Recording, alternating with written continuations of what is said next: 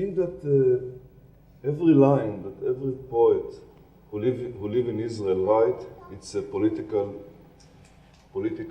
line. Because even you say sunset, the metaphor for most of the Israeli poets to the sunset is blood. And not, for example, wine, not, for example, rose. And I feel from time to time that the poet in Israel, it's like the pianist that we see in the Western movie. Think about that. The pianist doesn't put his piano in concert hall.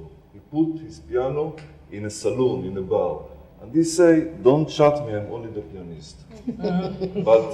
But he smell all the time the atmosphere, the bad atmosphere, the good atmosphere. It's not a concert hall, it's a saloon. It's a saloon. That kind of reminds me of... That's a beautiful Sorry, metaphor. Barbara, did you want to say something?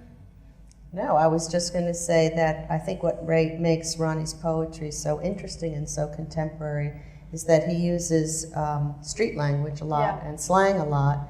On the other hand, he's an amalgamation in many ways between his native Iraq, the Arab world, as well as his now home country of Israel, because their flavors, you were talking about the flavors of the food, the flavors of the poetry are kind of both mixed up together, and I think that makes it a lot of fun.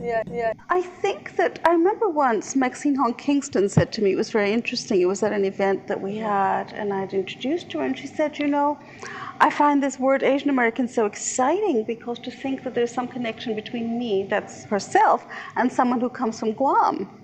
It is extraordinary. And for me to think there's a connection between myself and someone who comes from Japan, for instance. In India, there is a connection in the sense that Tagore thought of connections between India and Japan during a renaissance of Asian literature in India.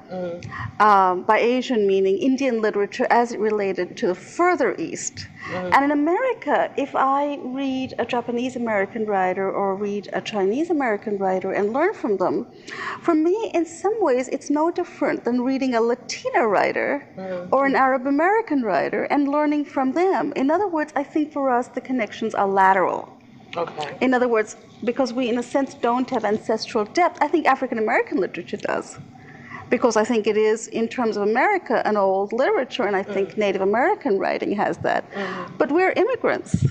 So where do we make our connections? And this is why I think the word Asian American is very interesting, because for me it points out the multiple anchorages that we have and need to have in this country in order to make sense of our lives. So that's very exciting. Tell us about the anthology. It's called America, with a K, because that's how Russians pronounce America. And it comes out in May. And it's essentially a contemporary Russian view of the United States. We asked some 30 contemporary Russian writers living in Russia. Some of them may have been to the United States, most have not. We asked them to write a 3-4 page essay on the subject of America. What comes to mind, what to think, and then we translated those essays and we put them together into a book, edited. And how were those essays? I'm scared to ask. Well, it's a very wide range of opinion, from people who are in love with America to people who intensely dislike America for a variety of reasons. A Russian attitude to America right now is very complex. Russia's view of the world is dictated by the situation in Russia and by how the United States is perceived in the world, and there are lots of factors going into that. But and so the Russians' attitude towards the United States vacillates. It goes through ups and downs, and depending on how circumstances develop in Russia and in the world. But in general, Russians are predisposed to liking Americans, obviously, because eventually they would like to be like Americans.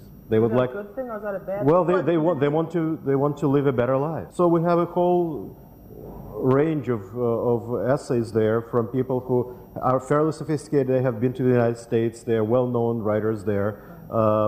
And they say what they want to say about the United States. It's a very interesting book, I think. One of the reasons why many people haven't heard of Arab American poetry is that the anthologies have not made a place for them, especially Khalil Gibran, whose work, The Prophet, I guess Most people have heard of the prophet, and if you haven't, you should.